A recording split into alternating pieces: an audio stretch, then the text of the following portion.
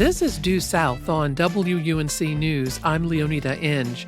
We're talking Southern food this hour, beginning with Tre Tapp, owner of the Chicken Hut in Durham, and how he continues the family legacy. Growing up in the restaurant, I saw how much my parents poured blood, sweat, and tears in the restaurant, how hard they worked, how much my parents loved the community and loved giving back. John T. Edge is an expert on Southern food and culture. We bring back his conversation and memoir, House of Smoke. I made a career out of burning up the highway, searching for what I thought was, great barbecue. But what I was really looking for was a place to be at home. Plus the strange backstory of pimento cheese on Due South. The news is next.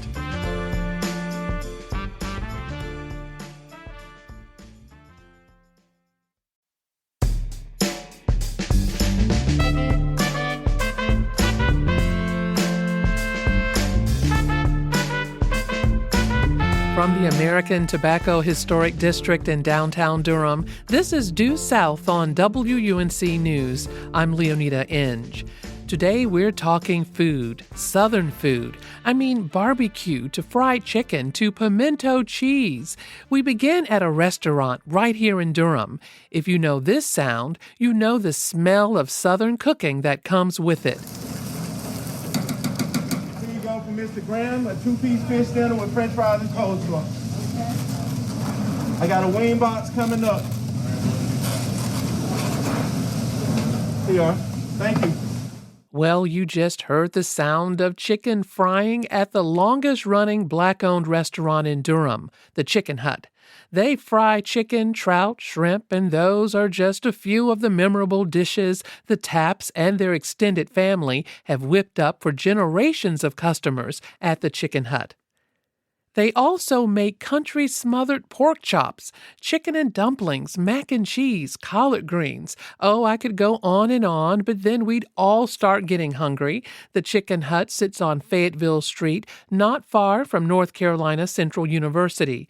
It served the Durham community since the 1950s, and at a Durham City Council meeting in 2025, this happened. I'll entertain a motion to adopt an ordinance designating the Chicken Hut as a local historic landmark, including both the building and the land. Moved as read. Second. It's been moved and properly seconded.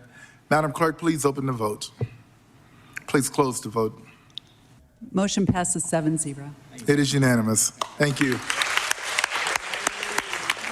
Tre Tapp is the owner of the Chicken Hut, and he's kept it in the family. His mother and father kicked off this legacy. Tre joined us in our Durham studio in 2025, soon after the city of Durham made that announcement.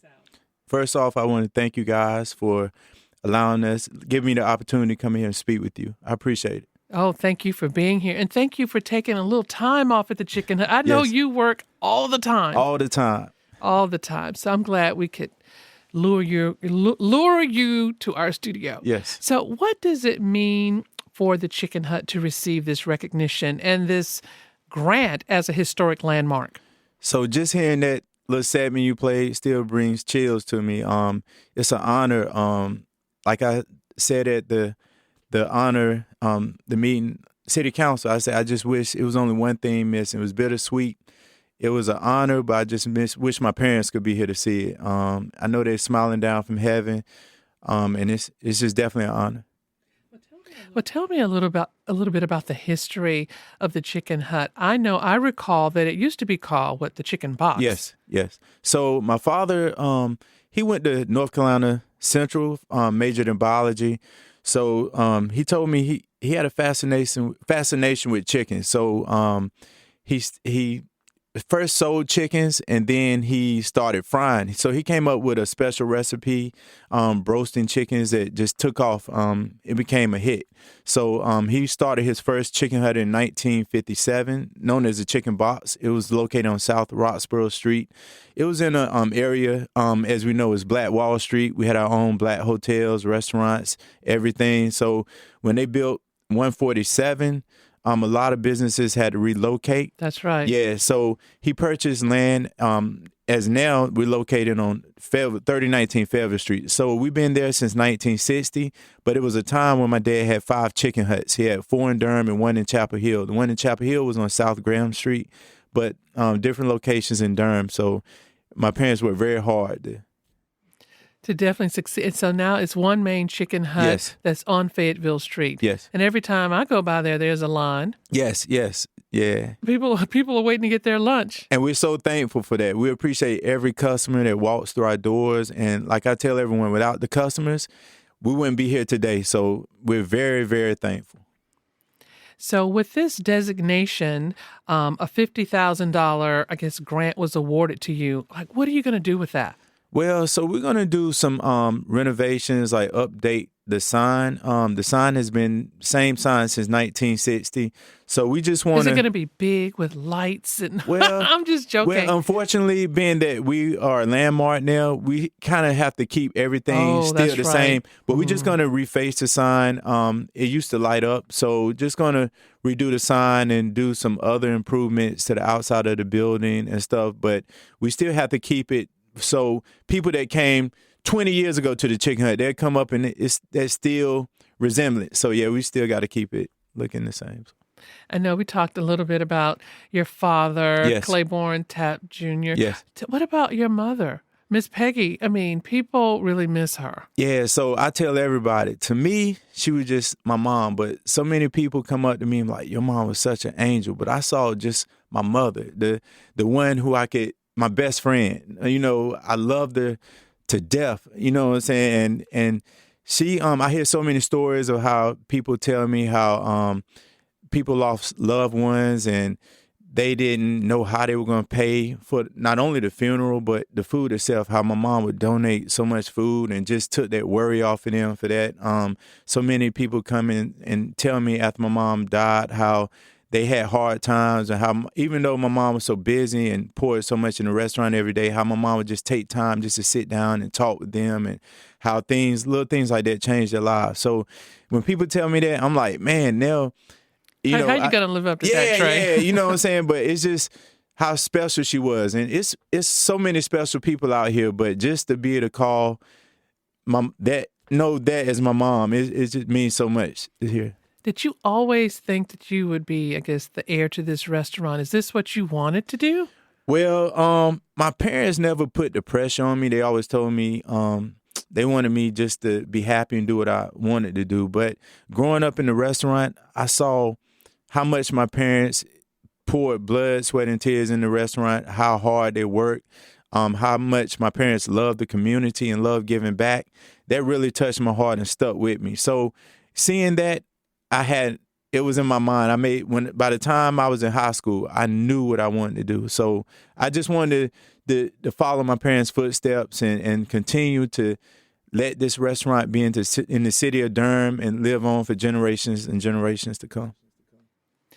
I don't know if this is correct, but I recall, aren't you an only child? Yes, I am the only child, yes. Oh, a lot on your shoulders, Tre. Well, yeah, it's a lot on my shoulders, but my mom had an expression. She always say, roll with the punches, and no matter what life throws at you, you got to keep going. So I think about my parents every day and what they went through to even get to this point. So if they can do it, I can do it. With the help with God and the community, anything's possible. Anything is possible. Yes.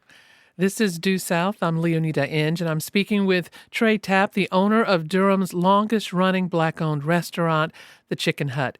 So what kinds of meetings and gatherings and people do you recall eating at The Chicken Hut? Well, growing up, before I was born, James Brown, Tina Turner, Dr. Martin Luther King, Muhammad Ali, so many people have come through the restaurant. My dad used to have all kinds of pictures, but over the time, those pictures got lost and, but yeah, he would tell me stories, but NAACP meetings, fraternity meetings, all kinds of meetings would happen there. Yeah. So I guess that definitely helped you realize, the Chicken Hut should be a historic landmark. Yes. So when I think about your family and how much it helped out folks. Some of the history I've read going back is how, I guess, your father would give food to even students, let's say like at Duke University during the Civil Rights movement. And then you found your way. Man, that pandemic taught us a lot. Yeah, so my father, when Dr. Martin Luther King was assassinated, people to this day come and tell me how the protesters were getting arrested, how my father, he boxed up over 1,000 meals and delivered it to the protesters. And I remember as a kid growing up, Thanksgivings, I remember my parents would go to work early in the morning, like 3:30, 4 o'clock. They would start preparing huge meals. So we would have Thanksgiving around about 1 o'clock. And then I remember as a young child, my parents and a few other staff members going down to the homeless shelter. And every Thanksgiving, my parents would feed the homeless shelter. So when the pandemic happened, I remember it just like yesterday. I was watching all these places close down, seeing all these people out of work. So I sat on the side of my bed and I said a prayer and I asked God, I said, man, what would my parents do? So I went to the restaurant the next morning and met with my staff. And I told them with the grace of God and the community, we're going to get through this.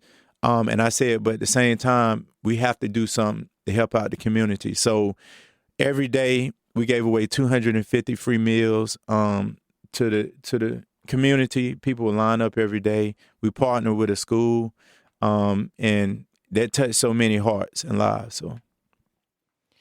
So I have to think about the next generation of Yes. Chicken Hut family owners. I know you have 2 daughters. Yes. The last time I saw them, they were little. But Yes. now one is about to graduate from high school? Yeah, one just turned 18 on last Thursday, Oh, and my. it seemed like time just went by so fast.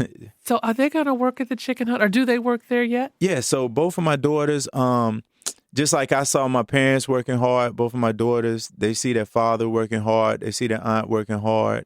They see their mother. So much, like I said, goes into this restaurant. So they ask me questions all the time. And my oldest daughter, she loves to cook. She has a passion. My youngest daughter is more the business side. But they talk to me all the time. They say they want to take over the restaurant and keep it going for their kids, soon to be like my parents kept it going for me. So, yeah, they are very ready to come in the restaurant. They help out during the summer times, and they're very passionate about the restaurant. Tre, thank you so much for being here. Thank you so much. I appreciate you guys. Thank you.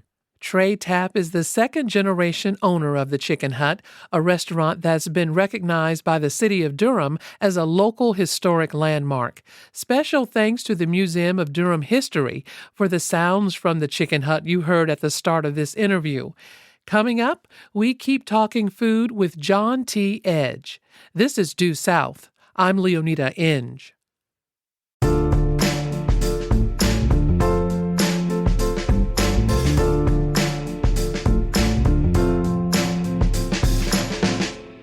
This is Due South on WUNC. I'm Leonita Inge. What happens when the house you've built falls apart?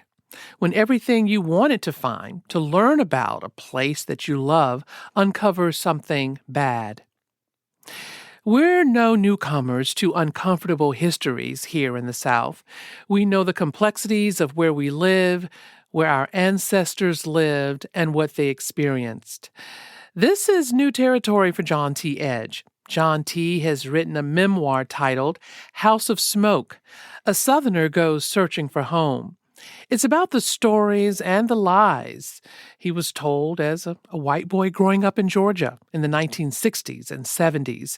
You might know John T. Edge from his work as the founding director of the Southern Foodways Alliance, his first book that garnered much acclaim, The Potlikker Papers, A Food History of the Modern South, and of course, you just may have seen John T. hyping his television show, TrueSouth. TrueSouth drives the old roads on a trip through time and memory. There's my old treehouse. As I reunite with old friends, return to childhood restaurants, and walk the halls in the House of Smoke. For more than 2 decades, I've explored the South as a means to reconcile this place in our history. But I've never done that same work on myself until recently. It took a hand-me-down family recipe for me to finally see the connections between my work and my past. It's hiding back in rural Georgia and South Carolina, where my mother has been waiting all this time for her runaway son to come home. How are you, John T.? I'm doing very well sitting across from you, Leonida. Oh, I miss you a lot. You know, you have what I would consider a fun and rewarding job, actually. I mean, you travel around the South, you eat good food, you talk to people about good food. But in this memoir, you say you started caring about food as a way to escape. Why? Well, there are two ways to tell that story. One was the house in which I grew up, The House of Smoke, the title of my book. My mother was a woman of great social intelligence and great flagrance. She was the biggest voice in every room. She was also an alcoholic, and that disease tore her apart and eventually tore apart our family. So when I was running down the road toward the next barbecue joint or the next meat and three spot, I was actually running away from home. Maybe you can tell me more about this. You say House of Smoke in Clinton, Georgia? Clinton, Georgia, middle Georgia, near Macon. I was born in the same home where a Confederate brigadier general took his first breath. And I grew up with the stories of that general inscribed on an historical marker in front of our house that told of his brave exploits, his heroism, his valor. And as I grew older and as I wrote this book, I learned to pick that story apart and find the truth beneath those lies. Now, do you think your home was different from others around you or your community? I mean, how different was that for you growing up? Or maybe that's why maybe you didn't recognize it so early because it was the same. Yeah, I mean, I was born in 1962, so at least for white boys in the South in that moment, you know, those stories of Confederate valor were normative. They were what most people my age, white boys my age, heard. I was born, you know, during the middle of the 100th anniversary marking of the Civil War. I was also born in the midst of the Civil Rights Movement. So though that old story of the Civil War may have befouled my South, I also got to see the bright promise of a future in the Civil Rights Movement. In the early pages of your book and your life, you talk about being friends with a boy named Clinton Robertson. Did I say his name right? Robertson. Without the T. So you say that you imagine this would be a lifelong friendship, but instead, when you were about 8 years old, racial integration in schools started, and your parents moved you to a whites-only academy school, and like that was happening all over the South. So what happened to that friendship with Clinton? It fell apart. I was no longer going to public schools in Jones County, Georgia, and Clinton and I were no longer going to be classmates. We were going to go on a separate path. And that moment when my parents pulled me out of public schools, pulled me out of the place I grew up, it changed my path, and in a way, I've led a more segregated life ever since. Yeah, it changed maybe your view of the world.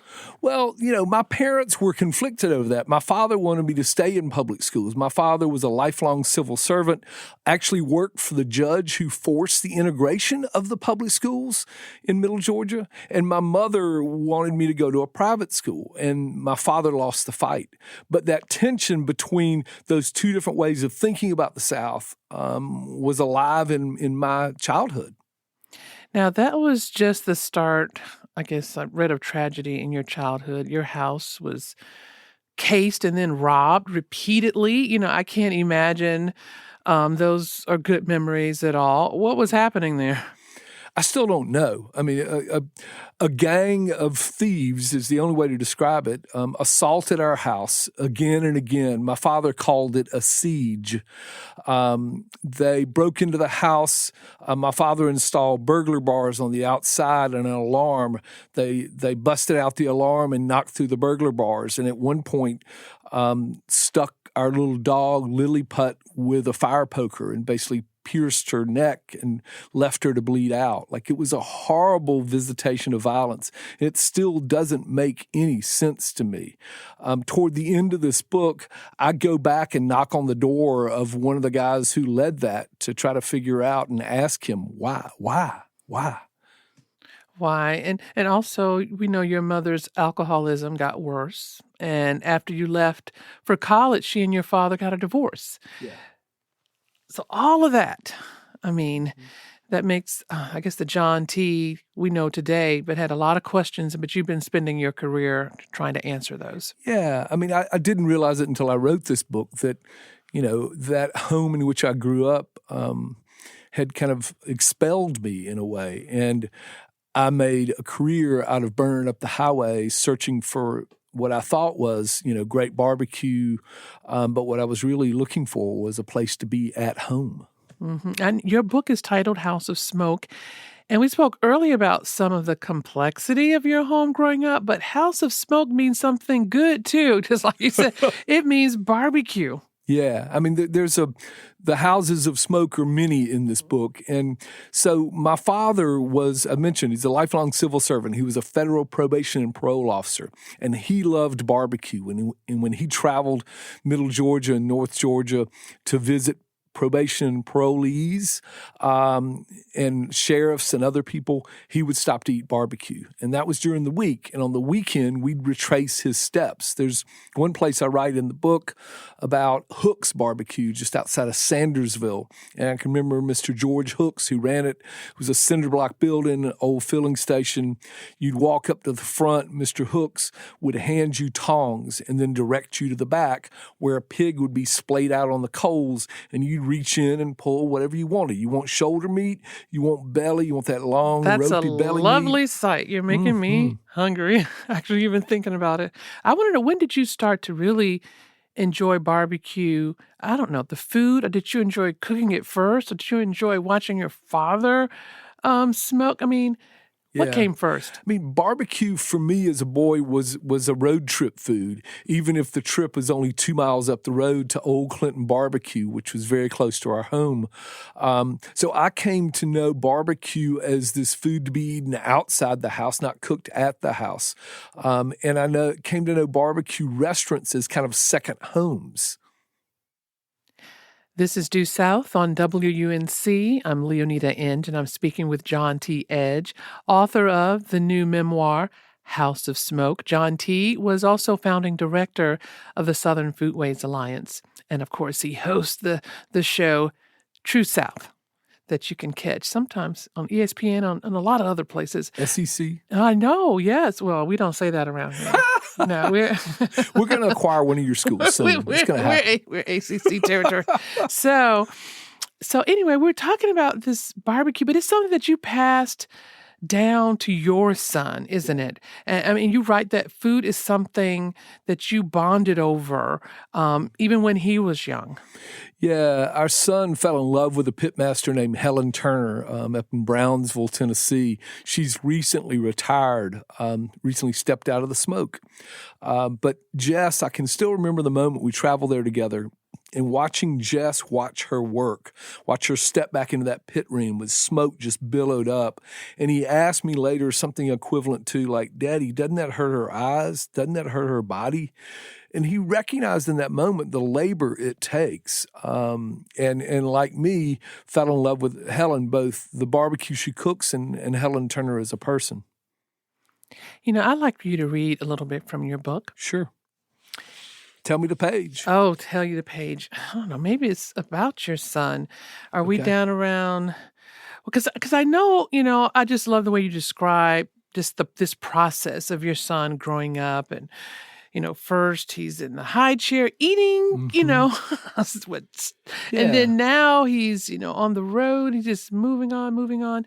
So I guess is it around one page 159? 159. You got it. All right. I'm turning there now. There's about a page and a half section. I imagine you don't want all that, or do you? Oh, that's good. Yes. Okay. All right.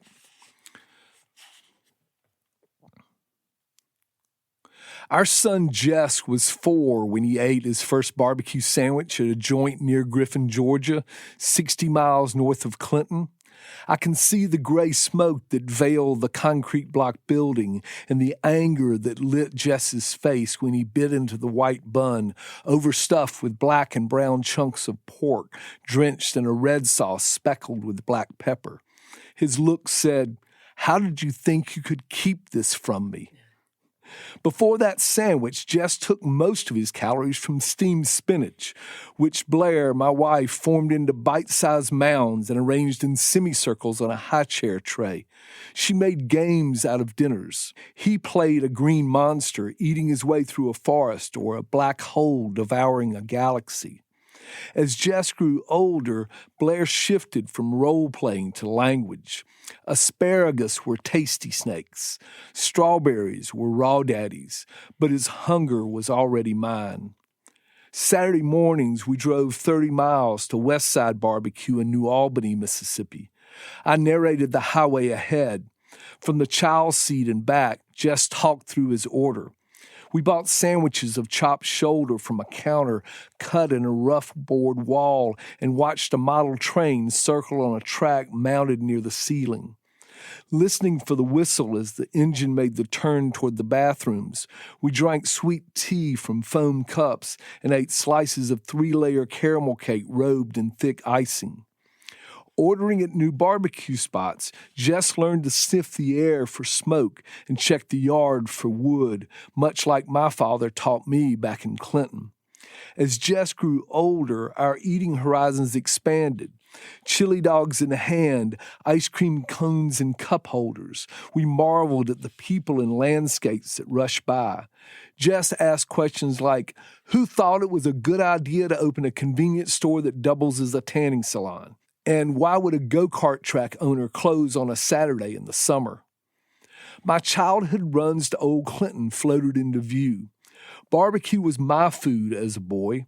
Before Jess turned 8, barbecue became his food, and traveling to eat became our bond. We planned trips and broke down routes, mapping barbecue joints by sauce types and wood sources. In a car barreling toward a house of smoke, we grew comfortable with long silences and with each other. At Payne's in Memphis, set in an old filling station, we dipped potato chips in the yellow coleslaw runoff from Flora Payne's sandwiches. On a bench outside Valentina's near Austin, Texas, we traded bites of Miguel Vidal's pork tacos, smeared with guacamole. We ate shoulder sandwiches on white bread from Jones Barbecue Diner, a 100-year-old restaurant in the Arkansas Delta town of Marianna, and brought home their thin vinegar sauce siphoned into an Aunt Jemima bottle. The cabin of our car was our confessional. I told Jess about the killings that haunted my childhood. He told me that the busted lip he got at a church camp came from a fight, not a run-in with a tree like he told his mother. Wow, Jess. First of all, Jess has to enjoy hearing you describe food as much as I do. And what is Jess doing now? He is 24 years old, recently graduated from college. He's a year and a half into a job in Nashville. Our son wants to practice hospitality. His entrepreneurship degree, the final project was to open a bar, and that's where our son is headed. He's been working at a great bar in Nashville called the Coral Club for the last year and a half, and he's alive with the idea and the earnest intent of hospitality. Apple tree. I know. It's exciting to actually hear that. Now, I'm talking to you in our studio, actually in Chapel Hill, North Carolina. So, you've been making the rounds like you do. You said you got a bite to eat at Longleaf Swine in Raleigh. In Raleigh. Yeah, How is that? It was really good. It's interesting. I met the owner when I was there, not because I sought him out, because he sat next to me at the counter and we started talking. And he's from Eastern North Carolina. And the food there reflects some of that. They've got really good pork that tastes like somebody's from Eastern North Carolina. They got Brunswick stew, but they also have brisket and 4 different kinds of sauce. It's like, I was trying to think about the term, like it's like countrypolitan. It's cosmopolitan and it's country at the same time. That's me. Oh, I'm going to write that down. Countrypolitan. That was a term used to refer to music when strings came in. Like, I can't remember who brought the strings in, but countrypolitan refers to country music gone cosmopolitan. And that's what longleaf swine tasted like to me. Is that the is that what it's going to take to make sure you get people back into restaurants and paying what you have to pay for some of this soul food that's expensive food now? Yeah. I don't know. I want to make sure farmers get paid for the food they raise. I want to make sure our service workers get a reasonable wage as well. And I'm willing to pay. Me too. Well, before we go, one thing that I've always liked about you, and I read this just one line in your book, it just seems you're always looking for a newer and better South. You know, I mean, for your life and for others, are you doing that now? Yeah, I think, if you live in the South, you carry a certain weight on your shoulder, a conviction that your place can be better, that your place can be kinder, that your place can be more welcoming to all and more supportive of all. The peculiar history of our region places that burdens on our shoulders.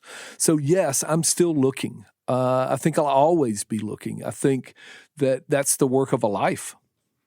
Now, I know you're eating a lot of smoked barbecue and whole hog, but I guess for our listeners, any favorite vegetarian fare right now? Ooh, during the summer, we're talking, on the edge of fall, but during the summer, I mean, I go days without eating meat. If you give me okra, fried okra, three meals a day, I'd be happy. Give me butter peas, give me zipper peas, give me any kind of pea you can get, and I'm happy. Black-eyed peas. Black-eyed peas. Well, John T. Edge, it's always a pleasure to talk with you, and thanks for joining us at Due South. Thank you, Leonida. It's always good to be back across the table with you. John T. Edge is the founding director of the Southern Foodways Alliance. He's the host of TrueSouth, a television show about food and culture around these parts. And John T. Edge is the author of the memoir House of Smoke. This conversation first aired in 2025. After the break, WUNC's podcast, The Broadside, takes us into the surprising world of pimento cheese, better known as Carolina caviar. This is Due South. I'm Leonida Inge.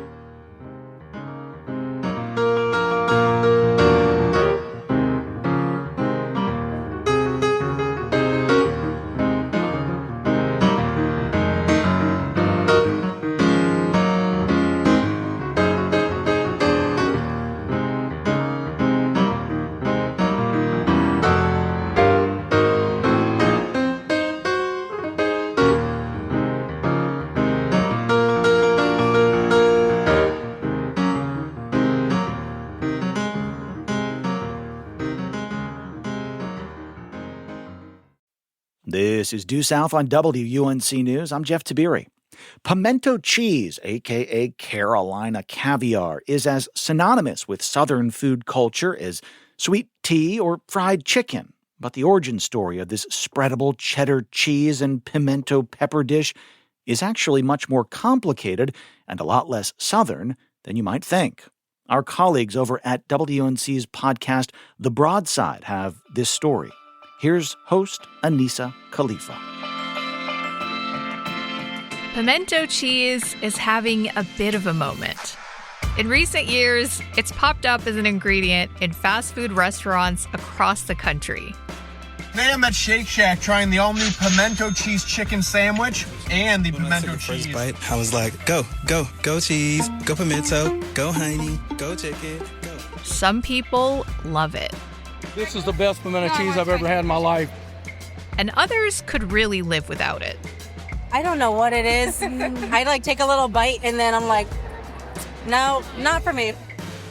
But one thing most people agree on, pimento cheese is Southern. In my home state of North Carolina, we put it on everything from burgers to biscuits.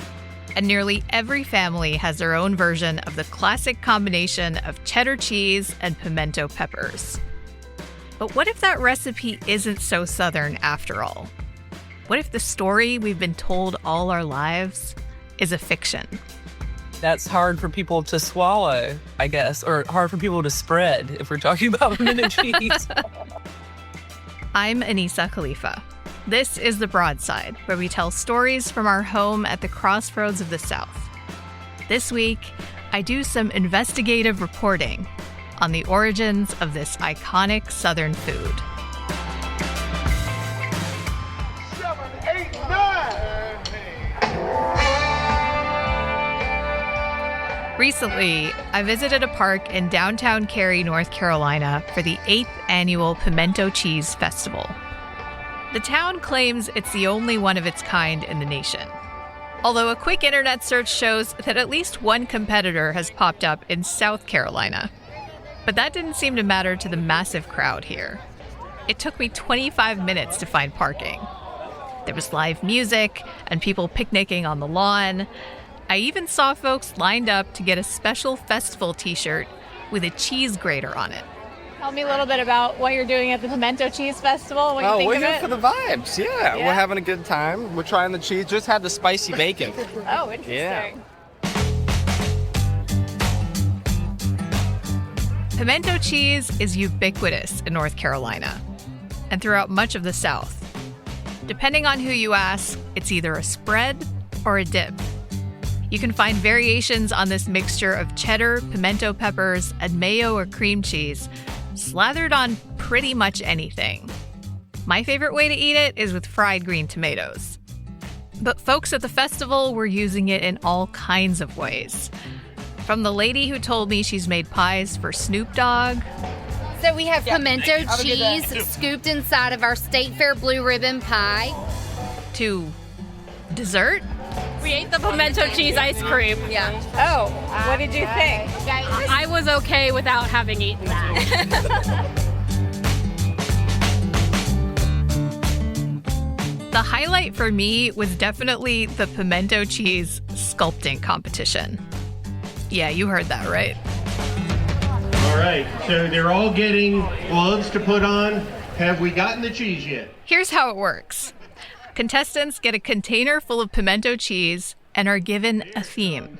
Once they've unmolded their sticky glob from its container, contestants get 5 minutes to make their masterpiece. In this case, a frog.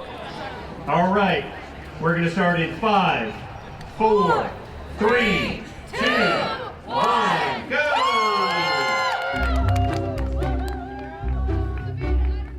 But the biggest draw of the festival were the dozen or so vendors selling their takes on pimento cheese. Attendees got a chance to go around and taste at every stall and then vote for their favorite one. I'm a cheese lover, so I really leaned into this assignment. How's it going? WUNC, would you like cheese? WNC, I would love cheese. This is, pepper jelly on the cheese, deep fried cracker. Oh, It's a celebration of all deep things fried Southern. cracker. Yeah, it's a health food because there's a lot of calories in it. Yeah, Here's I'm some down cheese. with that. There was pimento cheese on crackers, on bread, with chicken salad. There was even one stall for the lactose intolerant among us. Is your pimento cheese vegan? Yes, dairy-free. Interesting. Yeah. Can I try one? Yeah. Do you want a spoon? A spoon would be great, yeah. I don't want to get cheese on my microphone. And at every stop, I asked about the recipes. Worcestershire sauce, pimento peppers. The vendors were actually surprisingly forthcoming, but they still guarded their secrets. But then along with a blend of spices and peppers that I will not tell you. You kind of just got to taste it for yourself to find out. Yeah. And then the spicy one, we add jalapeno into it. Don't give away the secrets, Penny. What are you doing? If you don't mind? Yeah. John, your wife's giving away the secret to the spicy pimento. Here's the regular pimento cheese for you. Do you want a spicy one? The festival was a delicious, if slightly overwhelming experience. But while I got an amazing taste of how people are making pimento cheese now, I wanted to know its backstory. And for that, I called up an expert.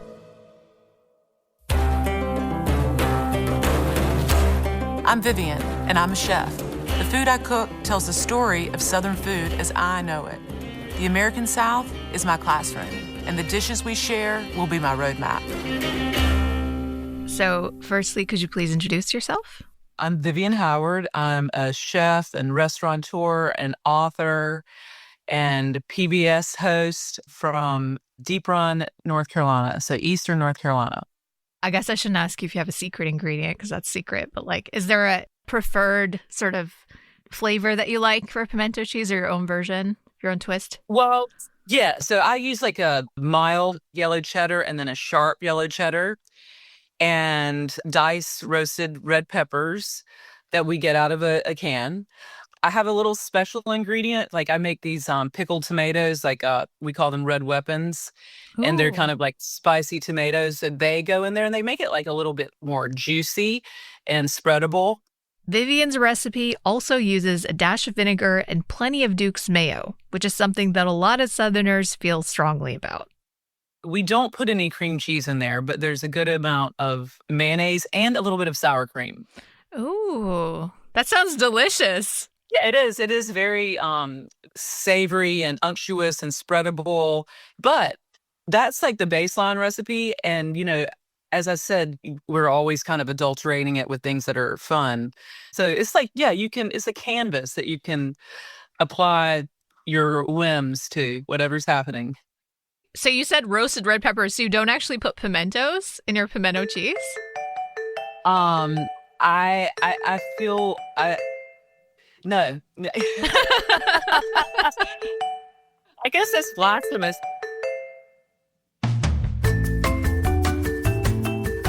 But where does this thing come from? This humble but wildly popular snack that's as synonymous with Southern food culture as sweet tea and fried chicken. I asked around in Cary. Do you know where pimento cheese is from? No. I do not. It's part of my investigation. I couldn't get a straight answer. That is, until Vivian hit me with an inconvenient fact. That's hard for people to swallow, I guess, or hard for people to spread if we're talking about pimento cheese.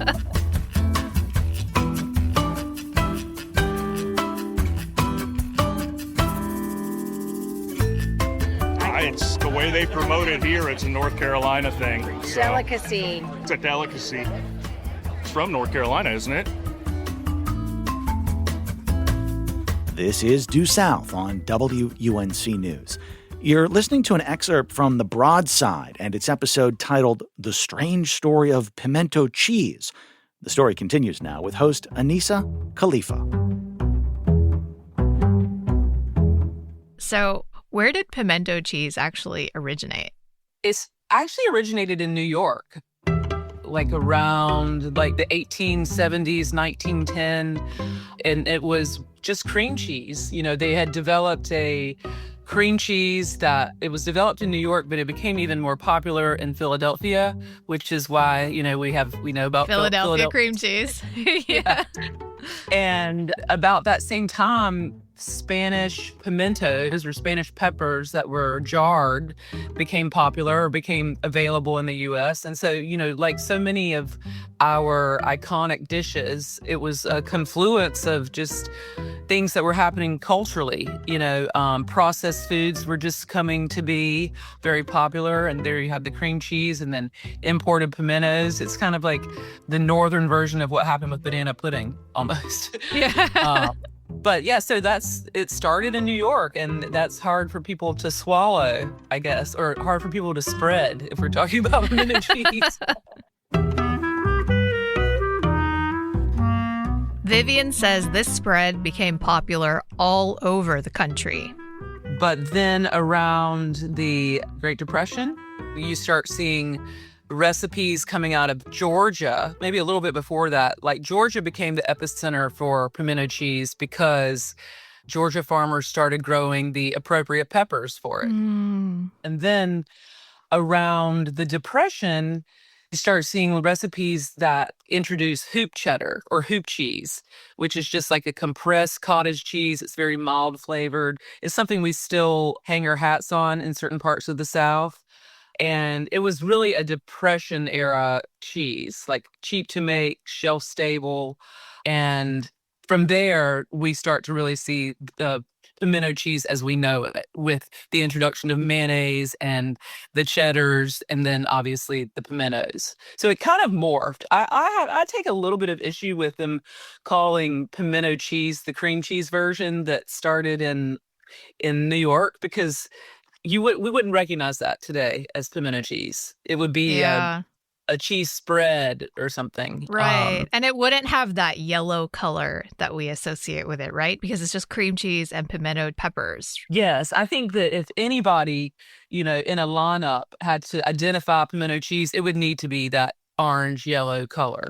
So yeah, it's very much not even the same thing. Yeah. I mean, so you said it became popular around the country, but now when people talk about pimento cheese, almost universally people associate it with the South. How do you think that happened? What made that change? Well, I have to think that our storytelling capabilities in the South have something to do with it. When we find something we like, we latch onto it and we compete over it. Totally. That's very true. And it's a recipe that's simple enough that you can put your own, twist on it. And that's something that I think we really like to do here. And, originally pimento cheese was something that you bought in the store, and very few people made it. And it really took off when you start to see these written recipes for it. And those all come out of the South, really. And that's where you first see the introduction of probably the South's favorite ingredient, which is mayonnaise. I mean, is this trajectory of something starting out as like an industrial kind of processed food that you buy becoming mostly part of home cooking, is that something common? Because I feel like a lot of what I've seen growing up is like things that we used to make at home are becoming increasingly available in the grocery store for us to buy like pre-made. Is it common for something to have the opposite trajectory? I can't really think of another example like this, but like I said earlier, I think the foods that we eat are just a representation of where we are at culturally. And at the time when cream cheese came about, that was the hot ingredient. That was like the cabbage of 2026. And so everyone was reacting to how to work this product into their lives. And then, once you take that cream cheese, pimento cheese out of the container and you make your own recipes with it, then it's got a whole new life that's far more interesting.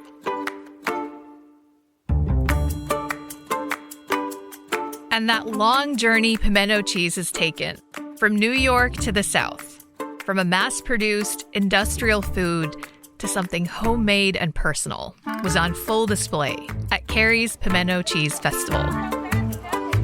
We've got a spicy and a non-spicy. Spicy. You want to try both?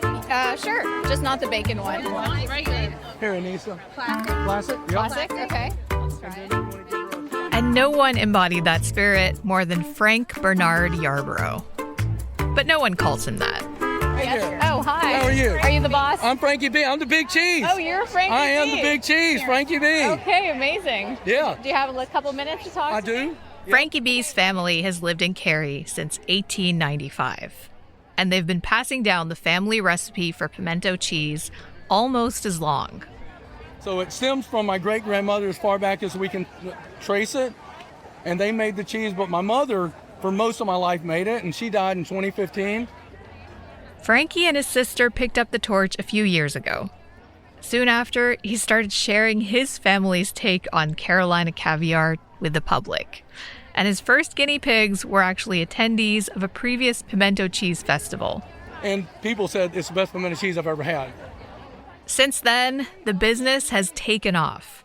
And last year, Frankie left his day job and started selling pimento cheese full-time.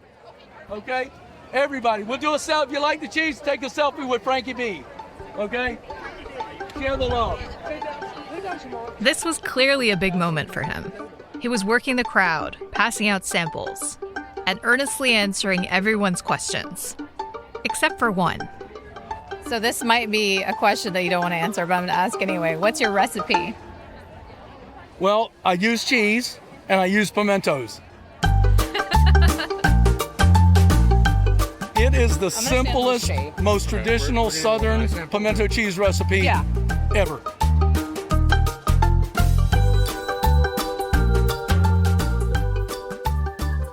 Thanks to our WUNC News colleagues over at the Broadside. You can find additional podcast episodes of the Broadside at WUNC.org or wherever you download podcasts.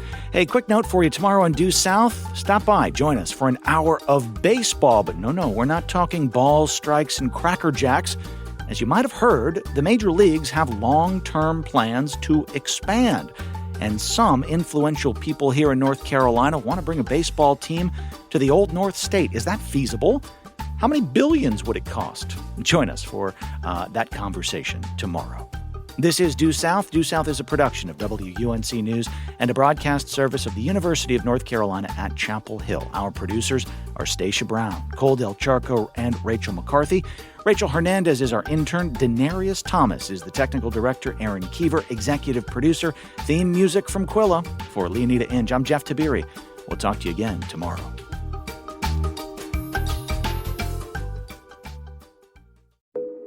Each story you hear on Planet Money starts with a question. What happens if we refund tariffs? Why are groceries so expensive? At NPR, we stand for your right to be curious, because the forces shaping our world can be hard to see. Follow NPR's Planet Money wherever you get your podcasts and start seeing how the economy really works.